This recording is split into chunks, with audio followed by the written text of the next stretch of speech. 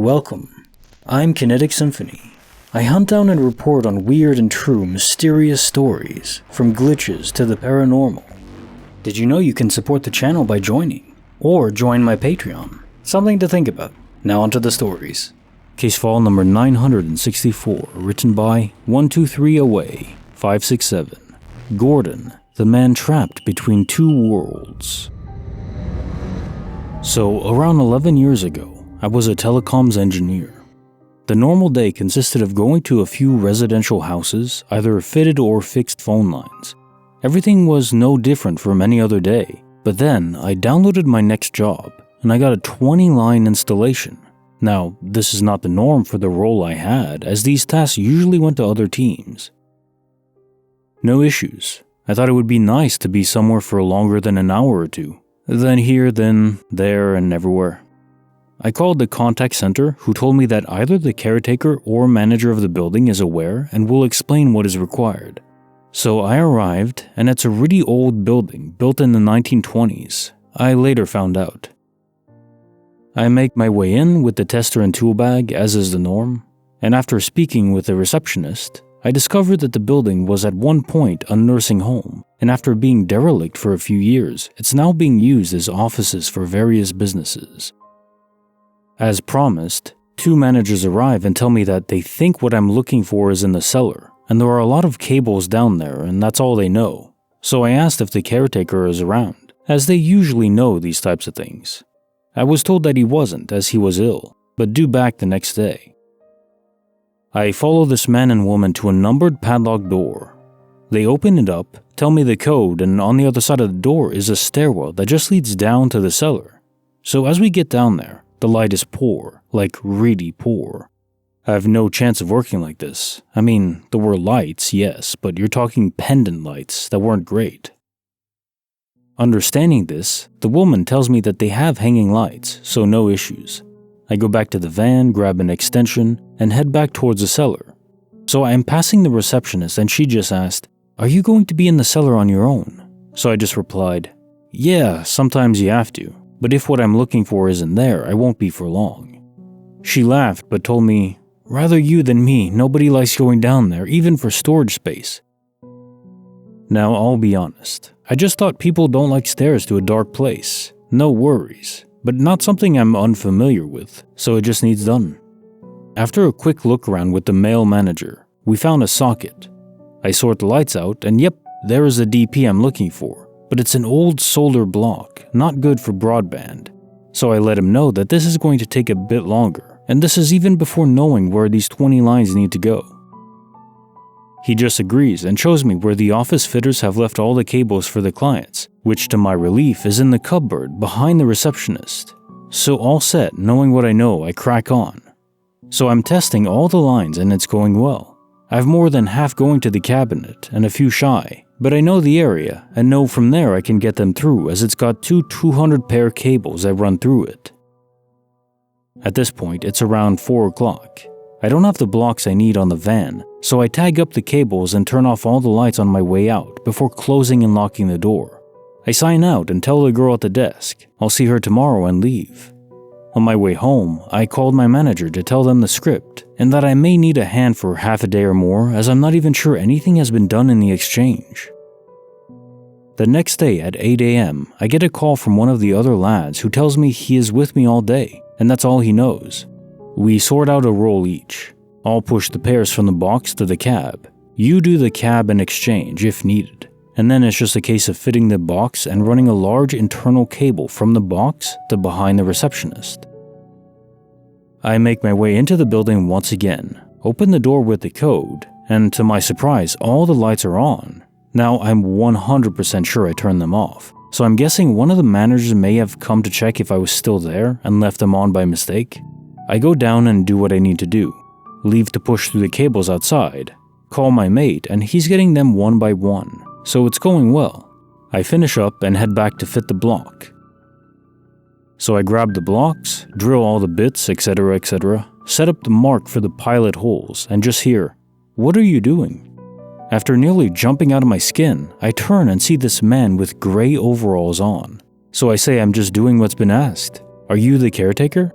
He replies that he is and says that nobody has been down here for years and is surprised that I'm there. So I just cracked on, did the drilling, etc. And then as soon as I'd stopped with the drill and it was quieter, this guy just started chatting away. What football team do you support? Do you mind if I watch what you're doing? I told him no worries and just tried to be as polite as I could. He then told me that his name was Gordon and he had been working there for over 30 years.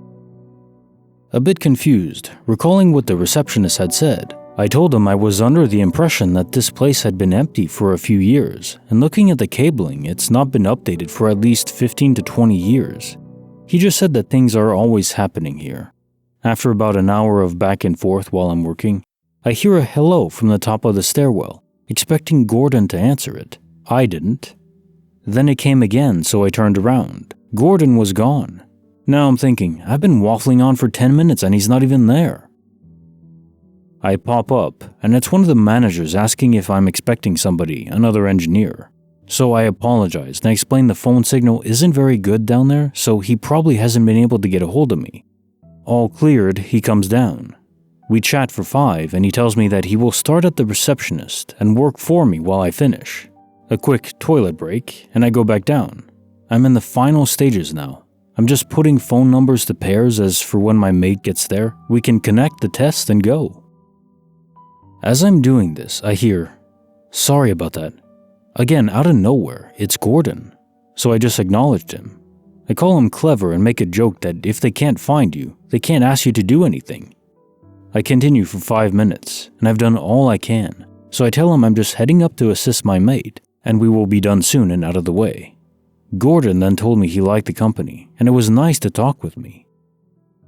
I felt saddened at this point, thinking he was maybe treated poorly by people in the building, so I just said, "Of course, mate, it costs nothing to be nice and have a chat." So I go up the stairs, leaving Gordon down there, and help get the cable through a void and into the cellar. 10-20 minutes of trying to fish it through, and we got it. We went down, Gordon was not around, and we finished. My mate tells me it's time for food. He will go to the chippy and meet me back at the yard as I tell him I just need a few signatures and to make sure the lights go back so I can get my extension lead. I get what I need from the manager's signatures and show him where the link is behind the reception. Inform him that I need to get my extension lead, so are the lights okay there for now, or does he want me to move them? He states that they might as well stay for now, and he will get another lead in case anybody else needs to go down there. I head down and start unplugging the lights, and Gordon appears again, telling me he didn't realize the lights were mine as he wouldn't have touched them. Straight away I thought, so that's why they were on this morning. But then it dawned on me, the door, it was locked. I asked if he had come down yesterday evening, and he said, "Yes, of course, I'm always here. It's where I'm needed." Confused and just wanting to disappear at this point, I said, "No worries, nice to meet you."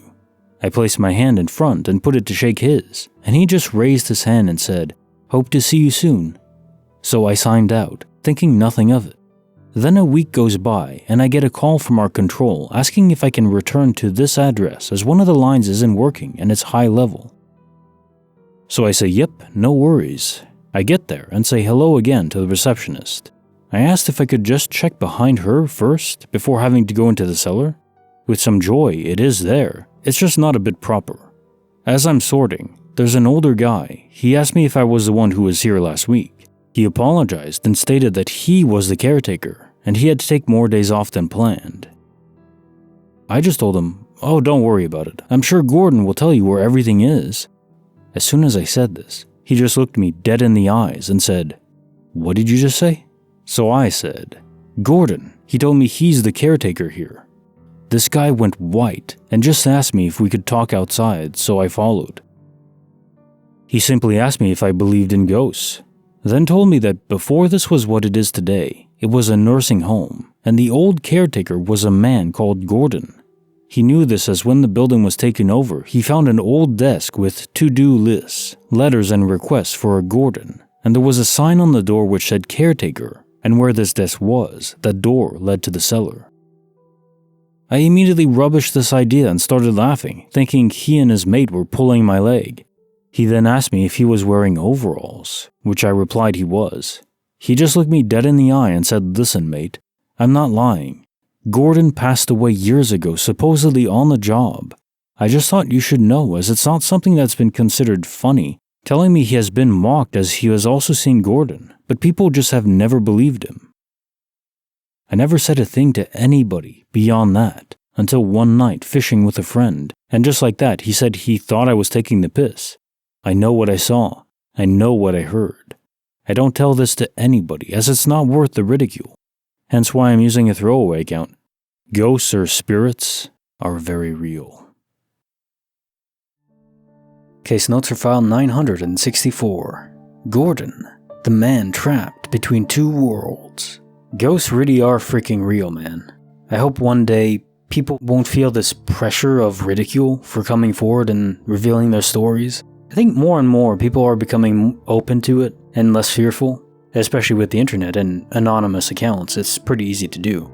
But even people just having their real names and sharing stories directly with me to tell you guys, it's pretty cool that people are becoming open to it. I think the only way we're gonna find out what's really going on is if people are willing to share their experiences, their accounts of the world. And I always am curious about people who don't want to give stories like this the benefit of the doubt. I mean, do some people make them up for, attention? Possibly. But most? I don't think so. I think most they really did happen to the people, at least from their perspective. Did they imagine it, hallucinate it? Maybe sometimes, but I think most people really happened to them. I mean, really, do you want to live in a world that doesn't have this kind of extra layer? It's just what you see is what you get and that's it? Kind of boring to me. But then again, I don't believe any of this is magic or supernatural in the sense that most people think of supernatural. I don't think it's beyond the possibility of understanding. I guess going back to that exact place in the cellar, maybe you'd find Gordon again. And Gordon seems like a bright old chap. I hope he's not too lonely. I quite enjoyed this story. It was just one, but a very meaty and long one. I love stories like that. They have depth. And if you liked the video, like it, subscribe. Consider joining my Patreon as well. I narrate tons of horror stories over there. Fictional, of course, but I love them. Out at night, campfire vibes with friends and just retelling horror stories. It's a very cool atmosphere. If you like that, head on over, check it out. Either way, I'll see you guys tomorrow.